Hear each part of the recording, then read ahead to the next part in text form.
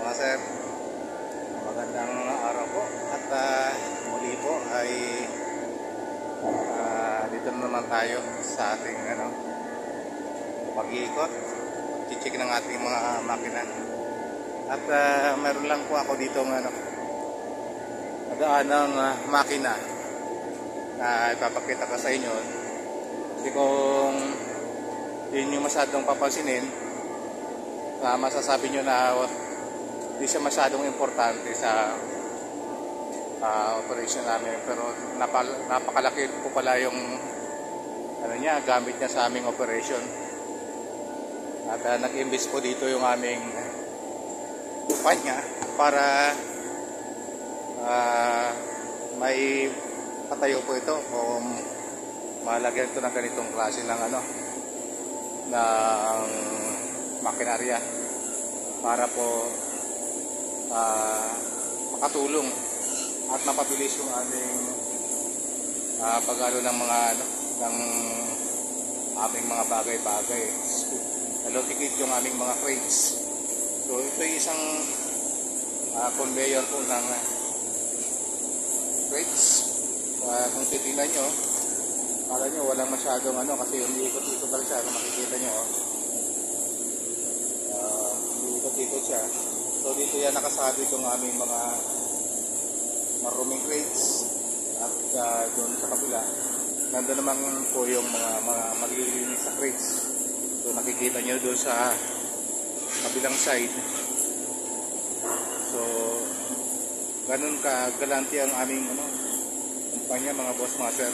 So nag-i-invest po talaga siya ng makinarya para yung aming mga kasama dito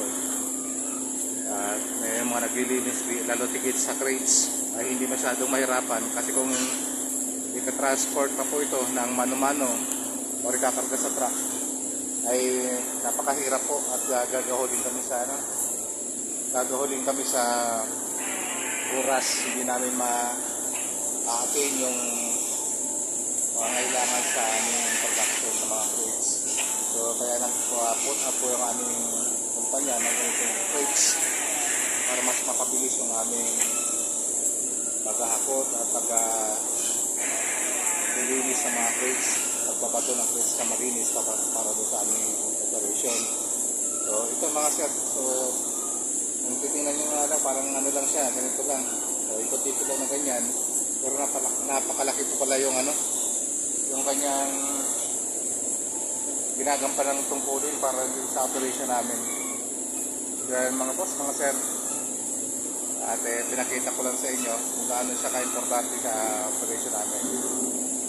At yung mga iba, sa tingin nila, ganyan lang.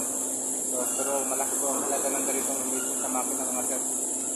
So, hindi lang siya maabuto ng milyon.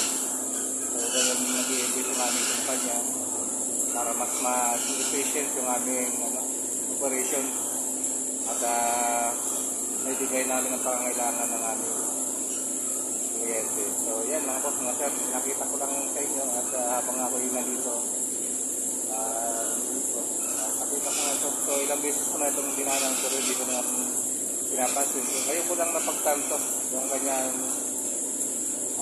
malaking kapin sa aming operation na kaya pala ito pinakabit dahil kailangan ng mas mabilis na pagbibigay ng mga crates na malinis na crates at may akit din yung mga marunong crates dito sa aming pagbibigilisan. So yan mga boss, mga sir, maraming salamat at sana po kung nagustuhan nyo aking sinuyo ng video, pag-like na lang po at pag-share na rin sa iba. At the same time, gawa na lang po ng comment kung meron po kayong komento.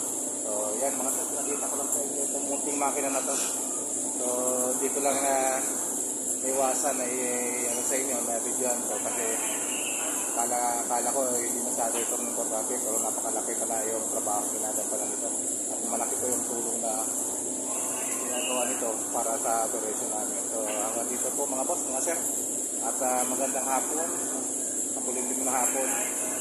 At sa muli po, sa susunod ng mga video po ay din nyo ulit. At huwag kayong magsasawang i-likes. At maglagay ng komento. So magandang araw po at magandang hapon po muli.